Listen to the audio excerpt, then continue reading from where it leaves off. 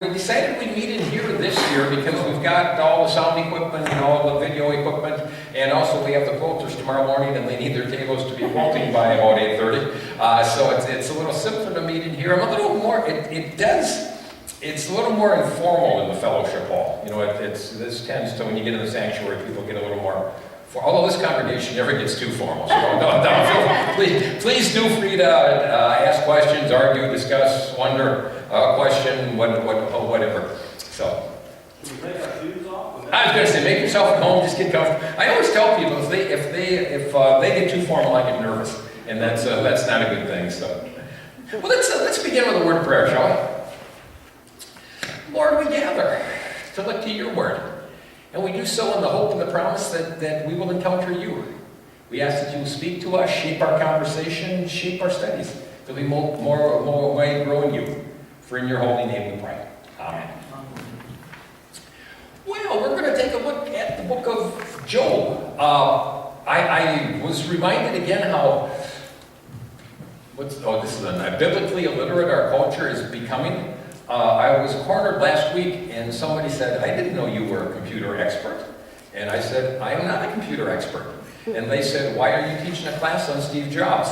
And I said, oh my, it is not the same world I grew up in. And we as a church need to be cognizant that people just don't think in some of those terms anymore. And we got a lot of work to do, yeah. Well, we'll start that tonight with looking at Job. I'm excited. Job is one of my favorite books, fascinating book in the Old Testament. So we're going to take a look and see what we can do about that. There are a couple of handouts on the way in that you should have got on the table on the way in. One is an outline of the book of Job, and kind of basic outline. We'll go over that in a little more detail tonight. The other is a 4-session study written by Dr. John Stensvog. I am not a Job scholar. But I did have the opportunity to study with a Job scholar a long time ago. My advisor at the seminary was a man named John Stensvog. He's passed away a good number of years ago now. Brilliant Old Testament scholar, specialized in Job, and I got to do some work on Job with him. Fascinating. And so what I did, I should confess too, I am going to be quoting, stealing, borrowing from Dr. Stensvog unabashedly. So you're going to get how Dr. Stensvog approaches Job, and that's good, because he's a lot smarter at it than I am. He had put together a study for congregations years ago. In fact, that study is 40 or 50 years old. I had it on some old pieces of paper, and Carol was gracious enough to make it bigger and get it so it was legible. It was back in the days, there weren't such things as word processors, so that was all hacked out on his computer. But it's a nice introduction to Job. Kind of supplements what I'm going to be saying. So if you want to go in a little deeper, we'll go over Job tonight and then go through the sessions that Stensvog wrote, and it'll give you a real nice introduction to Job. Okay, well, the other thing is please feel free to ask questions, clarify whatever. I think I've told you before, if I talk for the entire hour, I'll be out of breath, and you will be bored, and that's not a good thing. I am going to put my watch up here just so you have some idea what time it is. Let's get into Job. Actually, before we do, let's do a little scheduling first. We're looking at Monday nights. Tonight, we'll look at Job 1 through 3. Next Monday, Job 4 through 14. The Monday after, 15 through 37. The 30th, I have to be in Columbus for a variety of meetings. So we'll take that night off and then come back on October 7th and finish the book. So if you want to get a sense of what we're getting into and what's coming next, that'll give you kind of a sense of what to expect. Okay. Any questions or things as we get started? Any bookkeeping details? If not, let me take, probably 10-15 minutes and give some background to Job. And then we'll actually jump into chapter 1 and see what we can do with the book. To begin, Job, what's the book about? Job tells the story of a man, elderly man, who suffers great misfortune. Some friends come to comfort him, and instead they manage to rile him up by what they say. Job passes through a dark valley, but in the end he comes to the assurance that God is good. It is a very simple story, but it's a great book. It's a great book. Maybe an opening question is this history? And I think the best answer is probably, well, sort of. What most scholars think, and again, there's no way of accurately determining this, but what most scholars think is that there probably was a man named Job who suffered great misfortune. That somewhere in history there was a man named Job. Later on, another man came on, who's usually referred to as the poet, and he picks up this story of Job and deepens it and expands it and turns it into the book that we have. So historically, there probably was a figure who went through great misfortune, struggled with all that. Later on, there's another person who comes along and creates what we have as the Book of Job. And the reason we say that is gets into some of the dating for the book. Job itself, the story is written as if it's set in the time of the patriarchs, Abraham, Isaac, Jacob, those folks. Are we getting some squeaking in here? Other people? Can we? I was going to say. Without unplugging it. I was going to say, if not, I can just take this out and be loud. The book itself is written as if it were written in the time of Abraham, which would be about 4,000 years ago.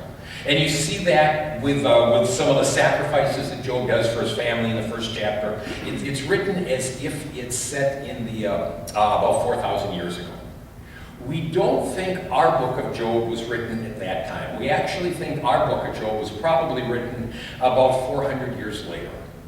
Number of reasons for that. One is in the book, Job is going to quote and refer to Psalms and Proverbs. He's going to make reference to those books, and they weren't written 4,000 years ago. If Job actually occurred when it was supposed to, he couldn't have been quoting Psalms because Psalms wasn't written for another quite a few hundred more years.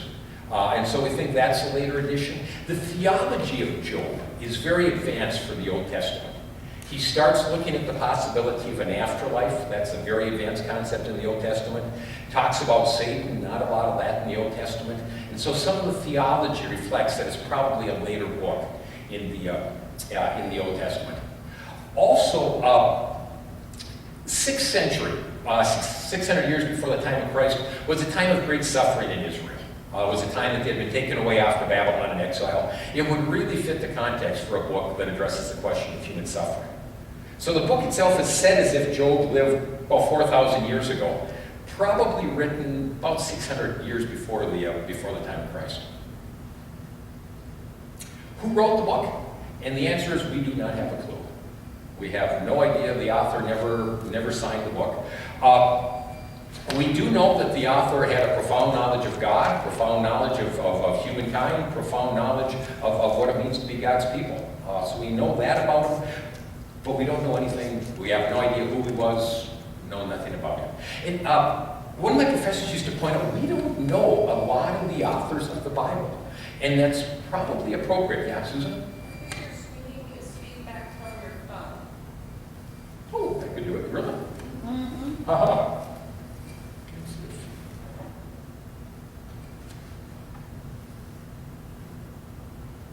Does that work? Better. Thank you. That is good. I'm hesitant. My last church, I had a lady in a congregation that took Norwegian pietism to a new extreme. I mean, and the altar was holy. And even if you were a pastor, you shouldn't have gotten like within 30 feet of it. And I had a Bible study in the church, and I put Bibles on the altar just because I needed them during the study. And I got chewed out for defacing the altar. And I'm thinking, if the altar's too holy to put a Bible on, it was one of those conversations that just scarred me for life, and I never have been able to. She was just, her piety was in a place different than mine. Anyway, we have no idea who the author is, and I think in some ways that's appropriate, because what the author wants to do is point us not to himself but to God. Ultimately, the focus of the book is to point us to God. It's not about the author. Translation. Job is an incredibly difficult book to translate. It was written in Hebrew originally. Most of it is Hebrew poetry. And Hebrew poetry is a pain in the neck to translate. Very difficult to translate. A lot of little word plays in the Hebrew that I'll try to point out some as we go through it. They don't pick up in the English. But there's some word plays in the Hebrew. It is a very difficult book to translate. If that's not enough, we're also not sure that all the parts in Job are where they ought to be. And what I mean by that, we'll go through this in some detail. Chapter 28 is one of the most beautiful passages in the book. It is called the Wisdom chapter, and it's celebrating the wisdom, the majesty of God. Every time you read chapter 28, you ought to sing how great thou art. It's just that part. It's beautiful. It doesn't fit where it is. It's in the midst of arguments and cursing, and the placement is kind of strange. There are 5 chapters, chapter 32 through 37, called the Speeches of the Life. We're going to get into that in a little bit, but most scholars don't think that's original to the book. And there's a couple of other places where what Job is saying sounds like it should be coming out of his friend's mouth. And so in chapter 24 and chapter 27, you're reading along and Job is talking, and all of a sudden he's arguing for what he'd just been arguing against. And scholars have scratched their heads on that for years. The RSV translation of the Bible tried to make it into Job being sarcastic and throwing arguments back at his friends. Other scholars have wondered if maybe over the years some of these places have gotten misplaced. You know, in some of the text he's gotten out of order. It's an ancient manuscript, and so we're not sure. I think what I would simply tell you is, as you're reading through Job, if some passages seem really obscure or seem out of place, they may very well be. There are just some spots that it just are awfully confusing. So what I kind of do is just get the gist of the argument and go with the flow. The Job is really the King James Version at its worst. The folks that did the King James Version did not do well with Job.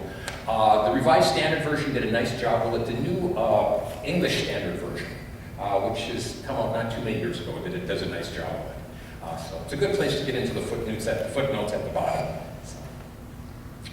Okay, purpose of the book. Why was Job written? And couple of issues. The most obvious issue that is addressed in Job is the issue of human suffering. Why do righteous people suffer? Or to put it in more modern terms, why do bad things happen to good people? You know, it's a very popular book not too many years ago. It's one of the questions of Job. Why, if people are good, do bad things happen to them? And one of the contributions of the book of Job is it critiques what's called the retribution dogma or doctrine. There is a belief in Old Testament times, and it still gets around in our times, that I'm going to refer to as the retribution dogma. And that is a fancy word for something you all know. It's you get what you deserve. If you're good, life ought to go good. And if you're bad, life ought to go bad. Right? And we all know that, and we all teach our kids that, right? If you behave and do well in school, you're going to, it's pretty basic. I think the Hindus call that karma. You know, you get what you deserve. And we know that, and we long for that, and we like that, and the problem is it doesn't always work in life. And at issue in Job is it doesn't work for Job. Job is going through incredible suffering. His friends come to Job, and they are good theologians, they are good biblical scholars, and they sit down with Job and say, Job, you are suffering, that means you're a sinner. Just repent, confess your sin, and everything's going to go fine with you. And Job refuses. He says, no, I have not done anything to deserve this. And they argue it out, and what they're arguing about is this whole retribution dogma.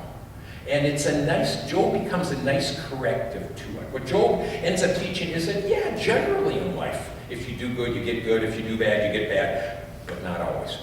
But not always. And we need to be aware of that as we work with people.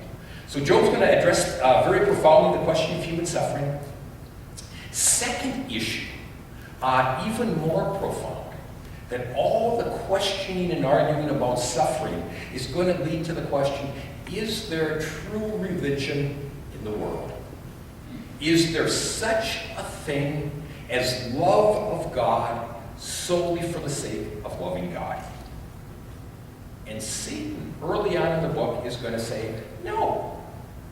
Satan is going to raise the question, does Job serve God for nothing? And his answer is, no, God, you have given Job everything he wants. You've taken very good care of him. Well, Job's a smart man. He knows which side of the bread is butter. He is very obedient to you because he wants what you will give him. There is no true love there. And so the question that Satan raises is there any true mutuality between human beings and God? And just to get to the conclusion of the book, the answer of the book will be yes. Yes. That there is true religion in the world. The relationship between God and Job finally is one based on mutual love. In fact, it's interesting, as we get into Job, Job is going to go through all these misfortunes, and he will lament them and everything else. What really bothers him, even more than all the misfortune, is the fact that he thinks God is forsaking him. That what just drives him crazy is he thinks God is forsaking him. And you realize that Job really does care for God, and God really does care for God. And it points out that finally there is religion in the world. There is a relationship between God and humankind that is authentic and deep and profound and grace-centered and evangelical. And I think that becomes the most profound contribution that Job has to give. Okay, you with me so far? Quick outline of the book. Quick outline. This is a pretty simple outline, but it really gets at what we're about. I've actually got a more complicated outline, and I'll give that to you in a couple of weeks. But this is a nice opening summary of what the book is. Begins with a prologue, first 2 chapters. We'll get into that tonight. And then the bulk of the book, chapters 3 through 31, is a debate between Job and his friends, and it's all poetry. It's all poetry. Job's life is going to collapse in the first couple of chapters. This is Illinois. Let me try this without this on. Can you hear me if I don't have this on? Mm-hmm. Is that? Yeah. That's. Let me try this without this. One of my friends was serving a church up in Washington now. And after church, once he'd been there about a year, one of the little old ladies in the congregation stopped and said, "Oh, Pastor Burtness, you were by far my most favorite pastor. I just really appreciate the fact that you are here." And you know, my friend's head is just getting big, and he's really, enjoying this. And so he says, "Well, what am I doing right? What do you appreciate?" And she said, "You're loud. I can hear you." Different gifts we all carry. Anyway, if you can't hear, just raise your hand away. I'm going to try it again. Prologue, first 2 chapters, prose. It's a story of Job's life falling apart. And then the bulk of the book is a debate between Job and his friends. 3 friends come to comfort Job, and they debate back and forth over why Job is suffering. The friends will say it's because you did something wrong. Job will say, no, it's not. And they actually go through 3 cycles of speeches. What will happen is Job speaks, and then Eliphaz, one of his friends, answers him. Job argues with Eliphaz. Bildad, the next friend, jumps in. Job will argue with Bildad. Zophar, the third friend, will jump in. Job will argue with him. That's the first cycle. And then they'll go through it 3 more times. So they're gonna argue the living daylights out of each other. The bulk of the book is these 3 cycles of speeches. Then comes a section, chapter 32 through 37, called the speeches of Elihu. Elihu is introduced as a young man who comes in at the end of the argument and says, "You all got it wrong," and gives a 5-chapter edition of what the problem really is. So Elihu comes in for 5 chapters. Chapter 38, God speaks. All through the book, Job has been saying, "I demand an answer of God." Chapter 38, he gets it. And it is more than he expects. So the Lord speaks, Job 38 through 42, and then in the end there's an epilogue. Job's life gets back on course. That's an outline of the book. If you notice on the outlines that I handed out, and I couldn't figure out how to do this in PowerPoint, on the speeches of Elihu, I've got some little arrows going on and then a side box coming down. What that is there has been a few thousand years of arguments over whether or not Elihu's speeches are part of the original book. And most scholars think that Elihu's speeches were added later. Most scholars are of the opinion that it's a later addition to the book. It's good material, but it seems to be a later addition. And so most scholars, a lot of debate about whether or not Elihu was original. A few scholars say that it's really the highlight of the book. Most scholars say no, it's probably a later edition. And there are a number of reasons for that. And we'll get into this more when we get into Elihu. It's interesting, everybody else in the book is mentioned in the prologue and the epilogue. Elihu is not. He just pops in chapter 32 and disappears in chapter 37. Job does not respond to a lie. Everybody else he argues with, they say something, he argues, never responds to a lie.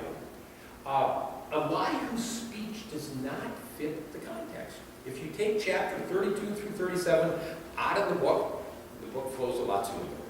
If you just take those chapters out, the book goes a whole lot easier. The writing style is obviously different, at least in the Hebrew. It's not as easy to pick up in the English. If you look at Elihu's speech, is very different style of writing. So it's suspicious. And finally, there really is nothing added in Elihu's speeches that cannot be found in the rest of the book. They are eloquent, they are very good theology, but they don't advance the story. What Elihu argues is that what is called a theory of benevolent chastisement, that God disciplines those whom he loves. That if you have done something wrong, God will discipline you to get you back on course. Well, that's not a bad argument. It's good theology. Book of Hebrews brings up the same argument. Problem is, it's not germane to Job's case. It just doesn't fit the rest of the book. And so what most scholars think, and again, this is one we'll probably get answered when we get to heaven, is that Elihu was probably written by a later person and inserted into the book. Doesn't mean Elihu's speeches are not canonical. I mean, they're still part of the Bible. The church has said that this is the Word of God. But they're probably a later edition. Well, let me stop there for a moment, and that's about the end of my introduction, and also see if you're okay with that. That always sometimes throws people's view of the Bible. I mean, there are later editions, and we sometimes get the idea that the Bible was dropped out of heaven. You know, that it was just dropped out of heaven in our lap. Actually develops over a course of 2,000 years or more. I mean, it's a long, complicated process. And Job is one of the places where you see some of that. Are you with me so far? Yeah. Questions, comments? Okay, if not, let's get into it. If so, let's, when in doubt, actually get into the Bible. And I'm going to be using the New Revised Standard Version. I know there's a variety of different versions out there, and that is wonderful. Because the different translations will highlight different things, give us different things. Let's go through chapters 1, 2, and 3 in some pretty good detail here and see where we're at. I'm going to start with I'm going to read the first paragraph, chapter 1, 1 through 5. There was once a man in the land of Uz whose name was Job. That man was blameless and upright, one who feared God and turned away from evil. There were born to him 7 sons and 3 daughters. He had 7,000 camels, 7,000 sheep, 3,000 camels, 500 yoke of oxen, 500 donkeys, and many servants, so that this man was the greatest of all the people in the east. His sons used to go and hold feasts in one another's houses in turn, and they would send and invite their 3 sisters to eat and drink with them. And when the feast days had run their course, Job would send and sanctify them, and he would rise early in the morning and offer burnt offerings according to the number of them all. For Job said, "It may be that my children have sinned and cursed God in their hearts." And this is what Job always did. Job is portrayed as an upright, exemplary man.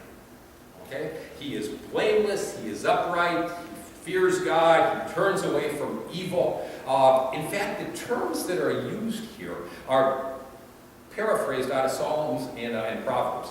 The author is using some other Old Testament books to say that this Job is a very good man. And that is essential to the argument of the book. The author wants to leave no doubt that Job is a good person. Okay? Job is not a corrupt, horrible, sinful being. Job is a good person. Central for the book. Now, the Hebrew word for what Job is actually Tom, pronounced like our name for a man now. And Tom in Hebrew does not mean blameless or perfect. Does not mean that he's perfect, but it means that he's upright or complete, solid. If a piece of wood is Tom, it's solid all the way through. There's no rot in it. Okay, so he's never claimed and never claims to be perfect, but he is a godly man. And he is upright and he is sincere in his appreciation to the Lord.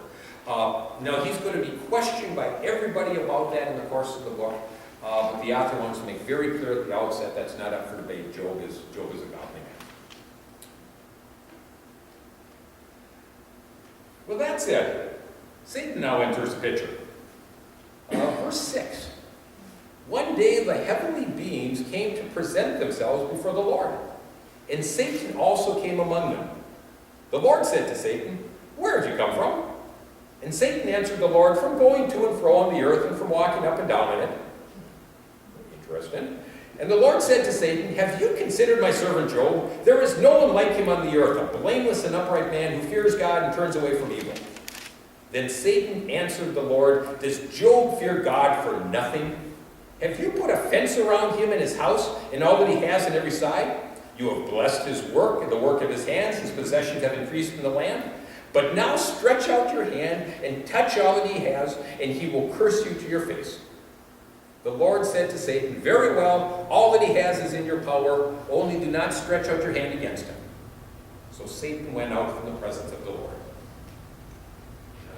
In here. The scene shifts from Job's family to the heavenly court.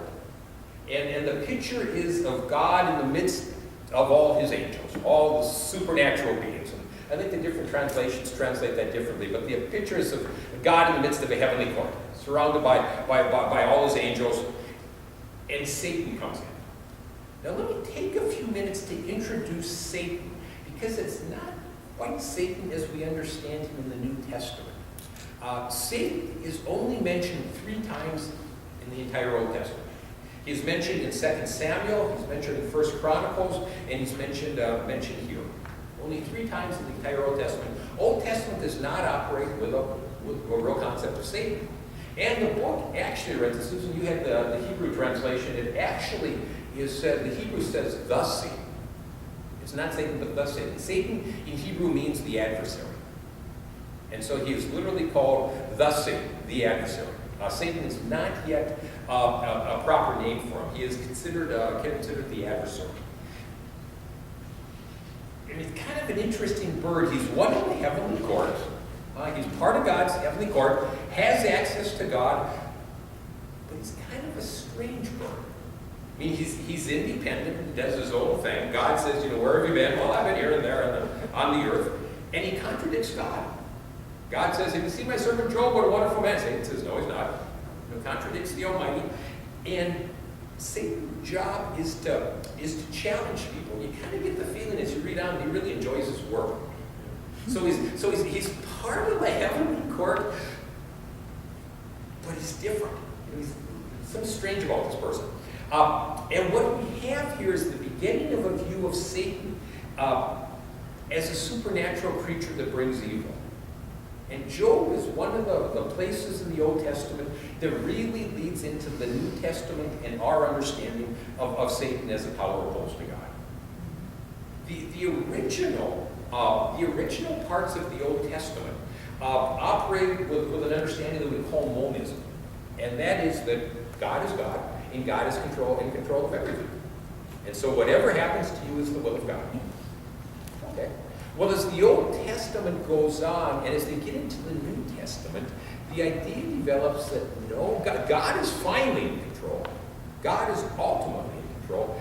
But there are other beings with choice, with free will at work, that can make a mess out of this creation. Satan is one, human beings are another. Everything that happens on this earth is not a direct result of God's will. For example, I always use with my confirmation kids, if I decide to climb up on the church roof and jump off, to say, well, that was God's will, God forced me to do it, it'd be kind of nonsense. I don't think God wills me to jump off the roof of the church. If I do such a thing, what I'm proving is I'm kind of dumb. It doesn't mean that God's behind it. It means I made a bad choice. What we find in the Bible is the real old parts of the Bible operate with the idea that God is God in charge, period. So anything that happens is God. Which is like in the Exodus story, when it says God hardened Pharaoh's heart so he wouldn't believe. Chew on that one for a while and tell me what you do with that. I puzzled on that one for a while. God hardened Pharaoh's heart so he wouldn't believe. Everything that happens is directly God's will. As the Bible goes on and they reflect more on that, the conclusion of the teaching is no, God finally is God. God has the final say in everything. But there are other factors at work. Satan, human beings, other things that have to be considered. And Job really is the beginning of that, where God's still in control. Satan has to get permission from God, but he's not doing just exactly what God wants. The other one of the fun things I love about Job is to read Job in light of the New Testament. Because a whole lot of things that get suggested in Job will get fulfilled in Jesus. And one of the things that fascinates me is in Job, you see the beginning of the battle between God and Satan in the heart of a good man. There's a battle going on in Job between God and Satan in the heart of a good man. In the New Testament, that's got to be a foreshadowing of Jesus. That battle will become even greater, and that battle will be fought out in the wilderness, in Gethsemane, on the cross. This idea of a battle between God and Satan in a person, it's going to be fought out in an even greater way in Jesus. And I think what Job hints at and begins, the New Testament will develop even more. So Satan comes to God, and God says, "Hey, have you seen Job? He is my servant par excellence, wonderful person of faith." And Job says, "No, he's not. No, he's not." Oh, by the way, it talks about the question that Satan raises is, does Job fear God for nothing? And I love this is one place I love the King James Version. Does Job fear God for naught? Isn't that gorgeous? Huh? Does Job fear God for nothing? And Satan's implications? No, he's not. I mean, God, you've bought him everything he wants. You gave him a good family. You gave him all sorts of livestock. You gave everything. In fact, Satan says you put a fence around him. Of course he loves you. He'd be a fool not to. He doesn't, he's not devoted to you. He just likes what he's getting from you. You take that stuff away from him, and he'll curse you to your face. He'll curse you to your face.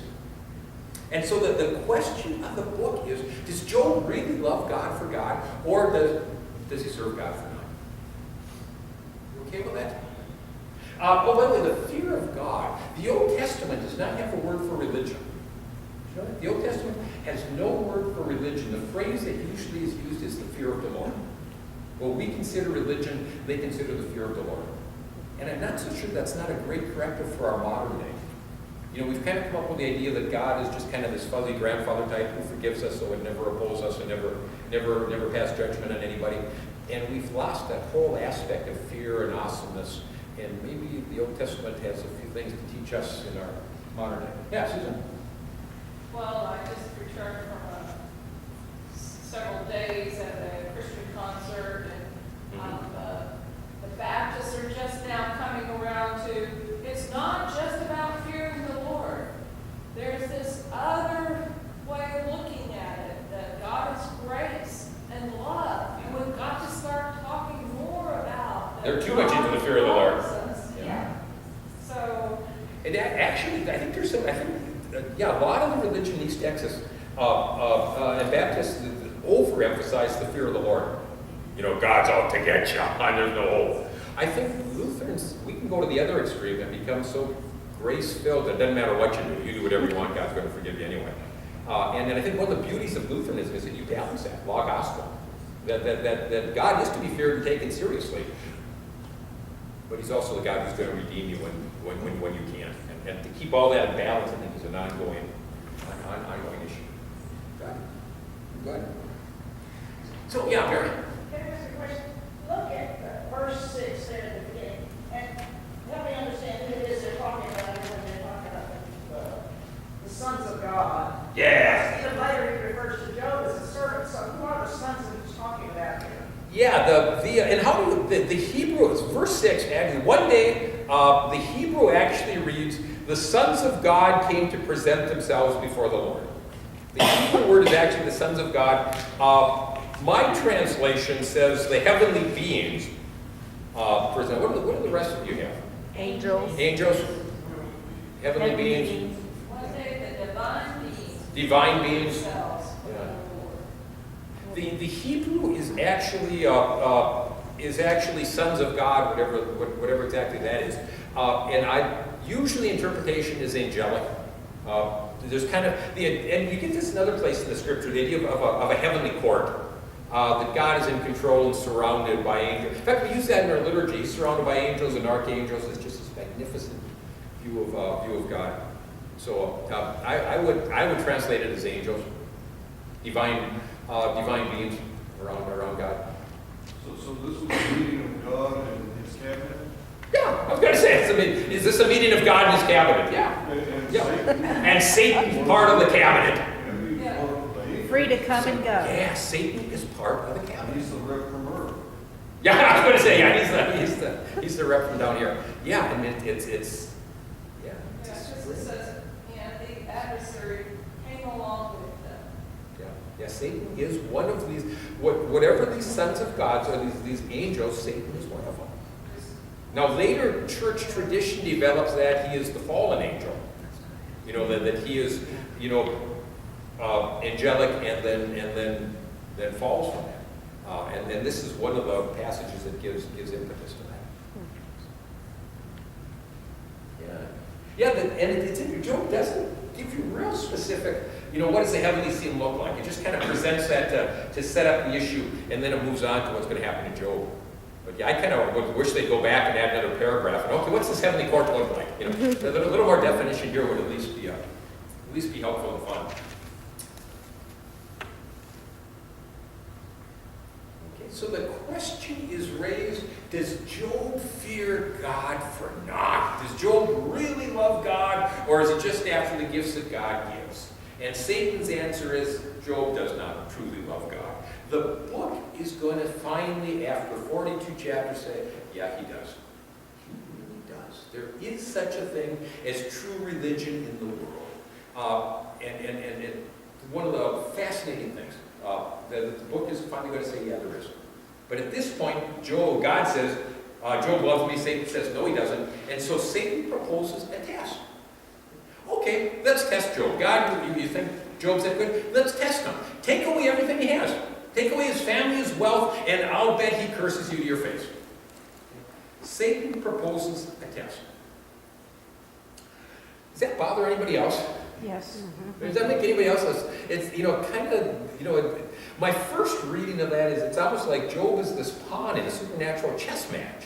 Here's God, here's Satan, and they're going back, that's okay, and it's like, woo! And in fact, yeah, Carol? I was going to say, it's almost like Satan says, do you dare let me test him? Do you dare let him stand up without his goods and children and wealth? Yeah. And God says, Sure. okay. But it almost sounds like Satan is manipulating God. Okay. He's sure going to try to.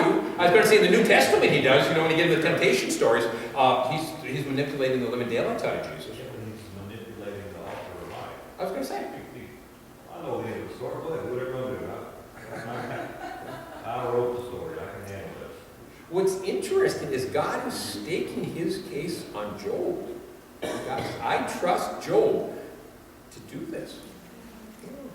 But he created you. He knew what God was going to do Well, I also have under certain circumstances.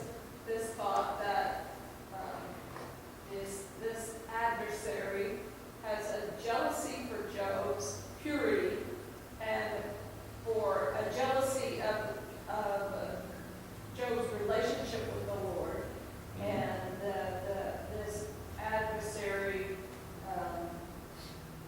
also has a lack of understanding of what love is. So when God said, when he challenges about this love, like what could the adversary really know about love? And Now later theology will do a lot with that. Because the question that Job basically presents Satan, uses them to set the stage, and then Satan's gone by chapter 2. Later theology is going to ask, well, what's going on in Satan's mind? And they're going to spend a lot of time and energy on that. Job doesn't. Job, the book just kind of, here's Satan, here's the test, moves on. But later theology will spend an awful lot of time on that. But yeah, and I think one of the things you got to deal with in the book is is Job just a pawn here? Couple of answers to that. One is to the Hebrew mind. To the Hebrew mind, Job is supremely honored because God stakes himself and his cause on Job. To the Hebrew mindset, Job is honored because God trusts him enough to stake his claim on him. Now, as a modern-day 21st century person, I'm kind of thinking, I don't know if I want to be honored that much. To the Hebrew, you know, I'm a little uneasy. To the Hebrew mind, Job is honored. Couple of points. One of the things that the author is suggesting, and this is radical for the Old Testament, is that sometimes a good person, an innocent person, will be called on by God to advance God's cause through suffering, not of their own cause.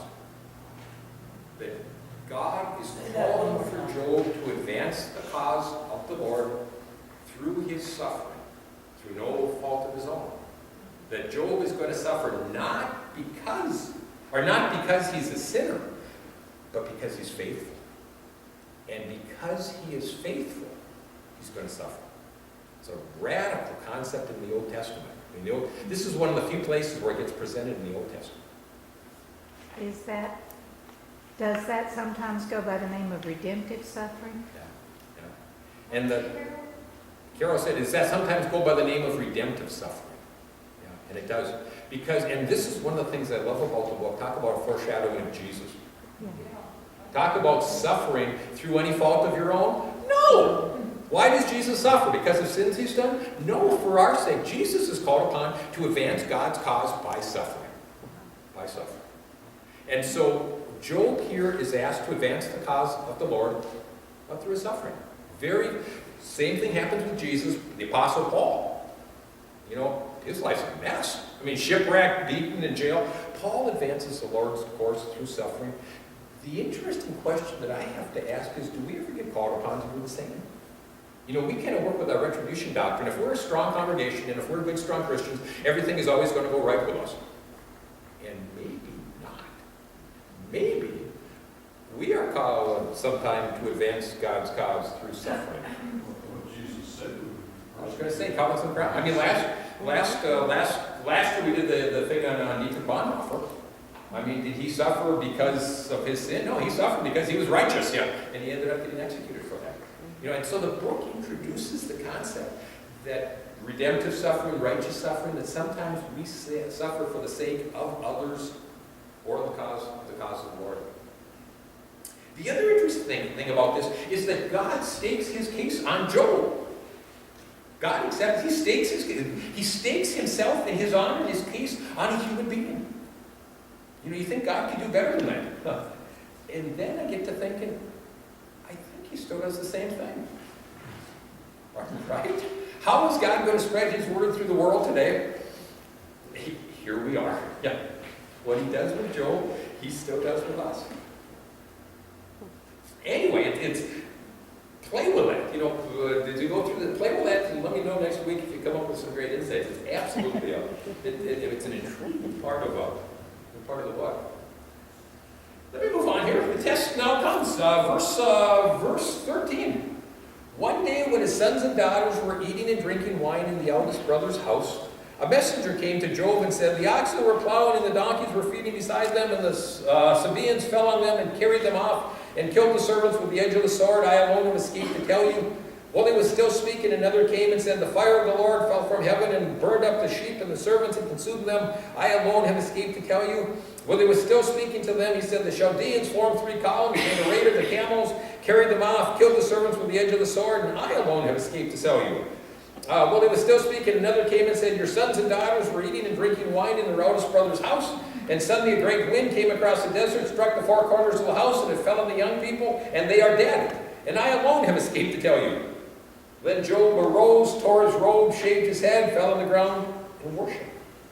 And he said, naked I came from my mother's womb, and naked I shall return. And the Lord gave, the Lord has taken away, blessed be the name of the Lord. And in all this, Job did not sin or charge God with wrongdoing.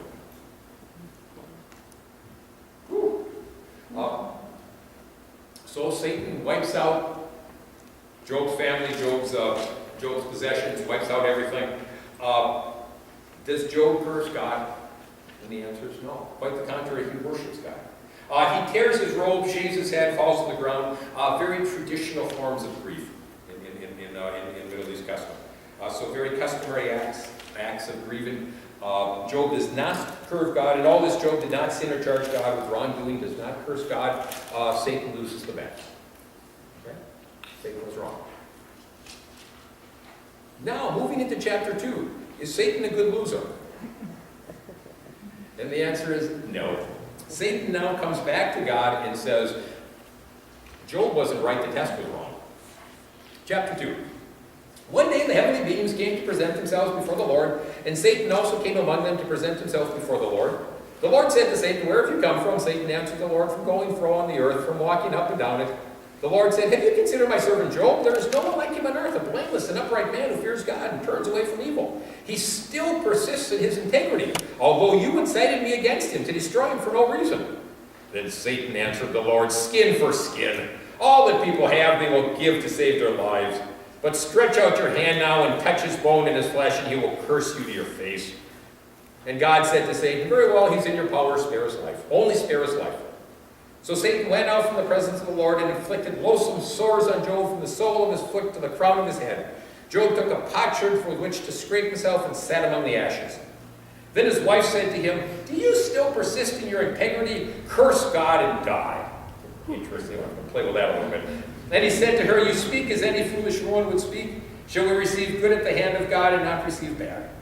In all this, Job did not sin with his lips. So Satan comes back to God, and God says, "Well, the bet, Job's still faithful." And Satan says, "No, I wasn't wrong. The test was wrong. The test was wrong." And what Satan insinuates is that Job is such a self-centered, egotistical whatever, that he doesn't care about his family, he just cares about himself. And he knows that if he curses God, he's going to get himself in trouble. And so Satan says, Job really didn't care about all that other stuff. He's still just out to protect his own skin. But you take his skin away, you make him sick, you make him think he's dying, then he'll curse you. And God says, okay, try it again, only you cannot take his life. Only do not take his life. And I guess that keeps it a fair test. If he kills Job, then the test is over. So second test, now Satan goes back. Job is badly afflicted with everything. Sores are given. Doctors through the centuries have looked at this and nobody's ever figured out exactly what it is. Seems to be some kind of leprosy or something. It's interesting though, the words that are used to describe Job's sores are the same words that are used in Deuteronomy 28 to describe the results of sin. That when you sin, you get this kind of sin disease. And so his friends are going to come along and say, "It's in Deuteronomy. You got that kind of skin disease, you're a sinner." So that's going to come back. Anyway, Job has some kind of disease like leprosy. Book says he sits in the ashes, probably the city dump. If he's got leprosy, he's kicked out of the community, because in those days they thought it was all contagious. He's kicked out of the community, probably sitting in the city dump. And then his wife comes and says to him, "Curse God and die." What does that mean? Curse God and die. She's doing the math. She knows she's been untouched so far. Hurry up, get out of here before or if I'm hurt. And I'm not sure if she's, "Okay, Job, you're going to die anyway, get your shot in." Yeah. Just take your shot and at least get somewhat even with God. The other, a more charitable view is, all this has happened, just curse God and let him kill you. Just spare yourself the rest of the misery. Don't drag it out any longer. But talk about a temptation. I mean, the one that's closest to him says curse God and die. Yeah, I'm reading the New Revised Standard too. Yeah. And the footnotes were on curse. Mm-hmm. It actually says, the Hebrew says bless. Bless God and die. Yes. Mhm.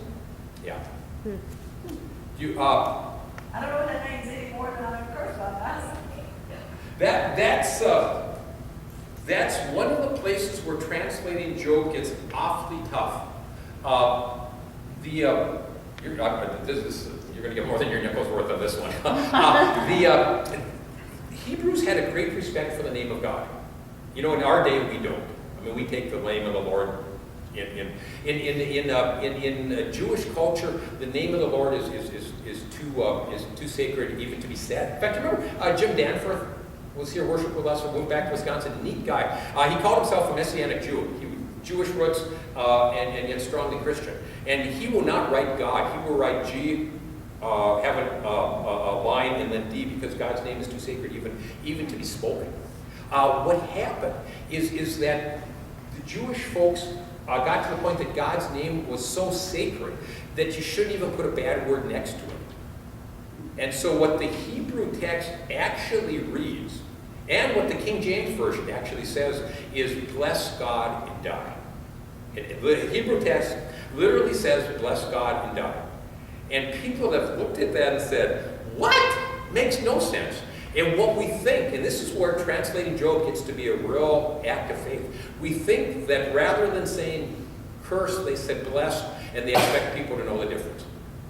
But it's one of those great, it's one of those funky things that makes Job a real treat to work with. Probably, the original did say bless, the intent probably was curse, and they expected the original audience to know it. Great question. Okay, so Job does not curse God. Job does not curse God. He's still obedient. This is the last we hear of Satan. Satan is gone. Satan is wrong. God is right. Do not hear of Satan again in the book. Question, are the temptations over? The answer is now they're going to take a much more subtle but deadly turn. What's going to happen is Job is going to start asking the question of why. And that's going to lead him into his greatest temptations. So the actual temptations are over, but what's going to happen next is Job's going to start saying why. And that's going to shake his faith worse than all this other stuff. But for now, Job is obedient. Okay? Now, 3 friends appear. It's 3 friends coming. Verse 11. Now when Job's 3 friends heard of all these troubles that had come upon him, each set out from his home. Eliphaz, the Termanite, Bildad, the Shuphite, and Zophar, the Naamathite, and don't quote me on where they're from. They met together to go and console and comfort him. When they saw him from a distance, they did not recognize him. And they raised their voices and wept aloud. They tore their robes and threw dust in the air on their heads. They sat with him on the ground 7 days and 7 nights, and no one spoke a word to him, for they saw that his suffering was very great. So now the friends come. Job is totally disfigured. Friends come and sit with him. As we go on in the book, the friends are going to say some really dumb things. And usually we end up in Job looking down on the friends and thinking they're nincompoops and everything else. I think we at least start the book by recognizing they do some very admirable stuff here. I mean, they care enough to come and support Job. Job's going to say in chapter 19, everybody's forsaken. You know, nobody cares. These 3 friends cared enough about Job to come and sit with him. In addition, these friends think that Job is under God's curse. And they still have the courage to come and sit with him. You know, I'm thinking if somebody in the congregation is cursed by God, I don't know if I really want to go make a hospital call. You know, these guys, I mean, they have the courage and the compassion of Job to still reach out to him. And the great, I love some of the insights for counseling here. If you ever do a Stephen's ministry program here, we need to just take it from the book of Job. I mean, they come to Job and they sit for 7 days. One of my professors used to say, that's profound. That's the best pastoral ministry they do. You know, they simply sit with them. When they open their mouths, they're going to get themselves in all sorts of trouble. But to just sit and be with people. And I think for us, when people go through problems, we feel like we have to have the answer. You know, it's a pastoral problem. You know, I'm a pastor, I got to have the answer for this. A lot of the stuff, there's no answer. And some of the best ministry we do is to meet somebody in the narthex or the funeral home or the hospital and give them a hug. And let them talk, and we have no answers, and that's okay. Just that sitting with and being with people can be absolutely profound. So the 3 friends are here.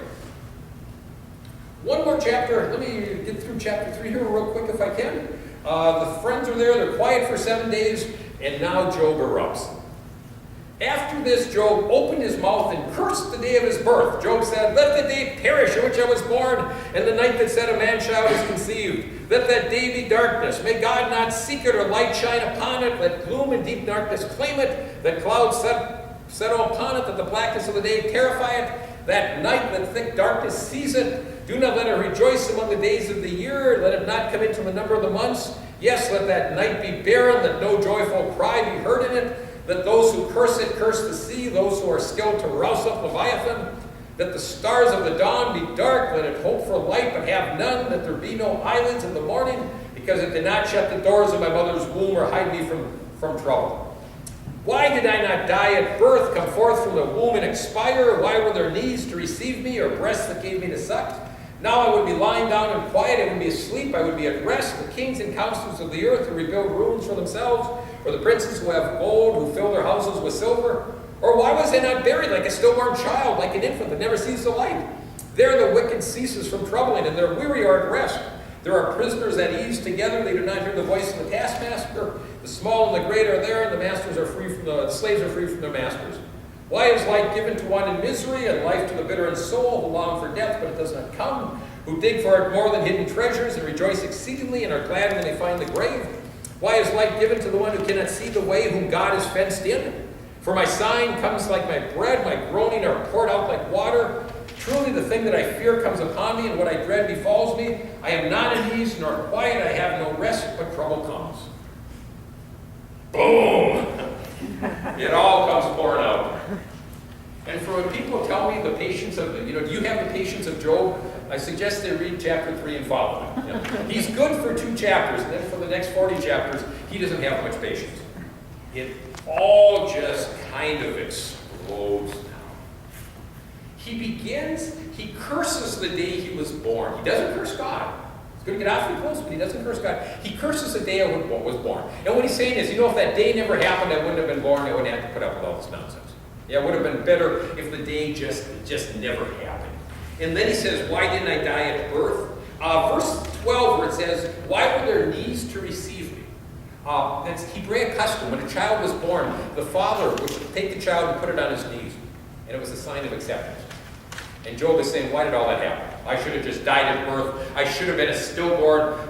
It would have been better if I was just dead. If none of this would have happened. Oh, a little wordplay. On verse 23. Why is light given to the one who cannot see, whom God has fenced in? Remember back in chapter 1, Satan says, God, you fenced Job in with all your gifts. There's no reason he loves you. Now Job says, God, you fenced me in with all this evil.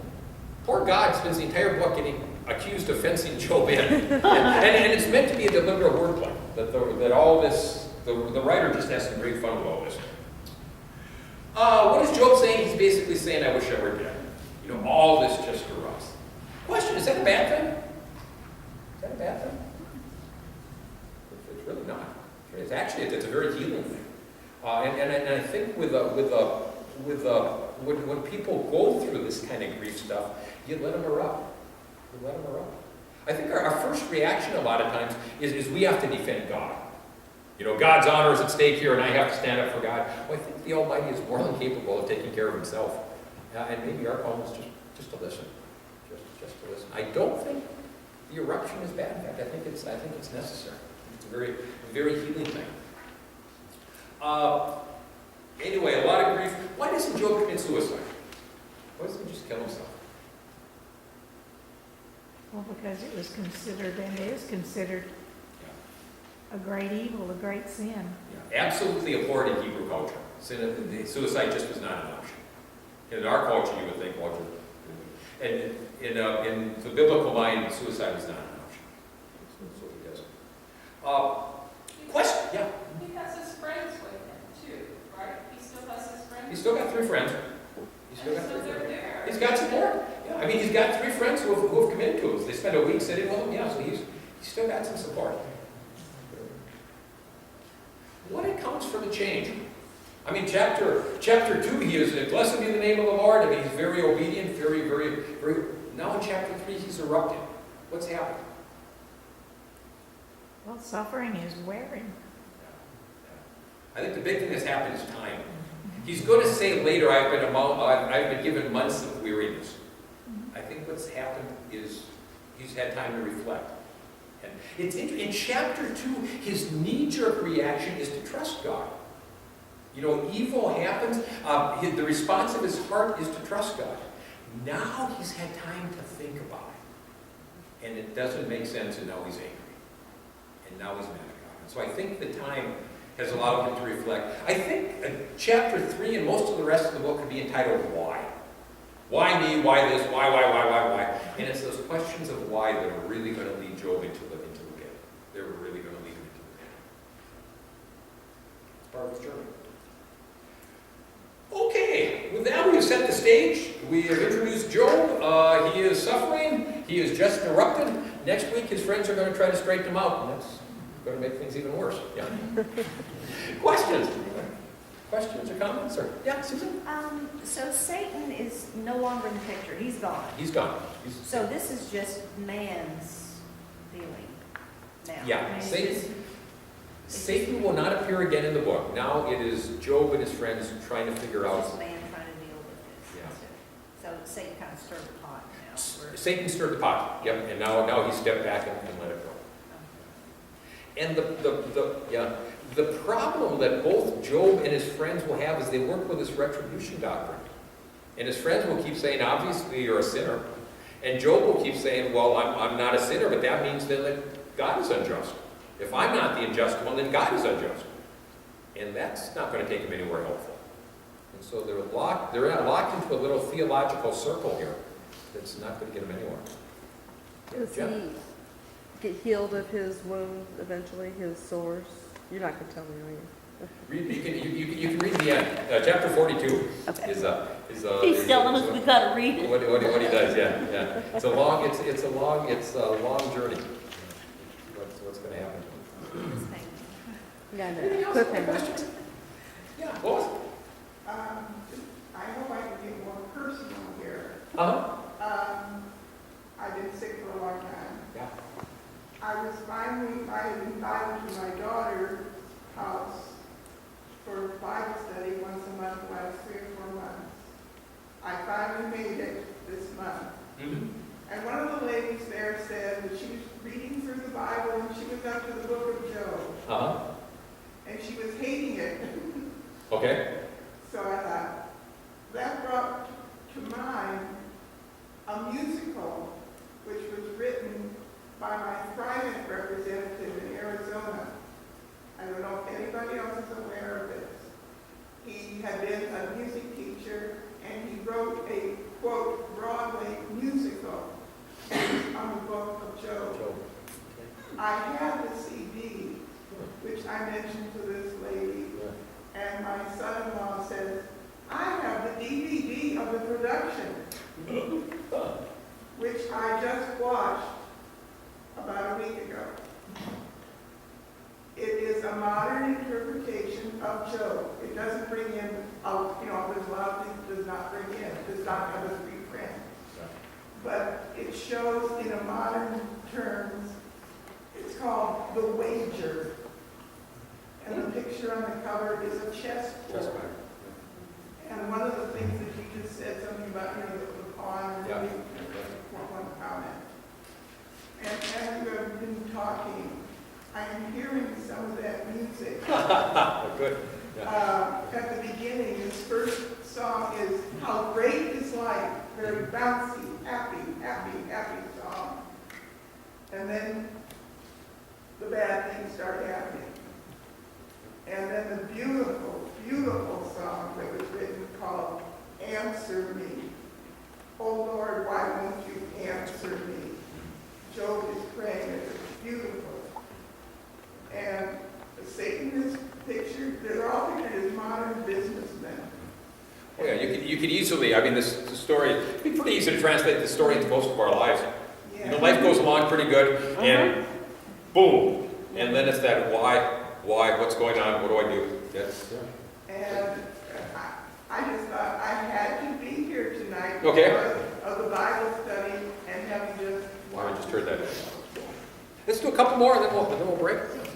The number 7 frequently has kind of almost a mystical Yeah. connotation in the Bible. Yes. In this particular segment, do you think it means anything other than they sat there for a week?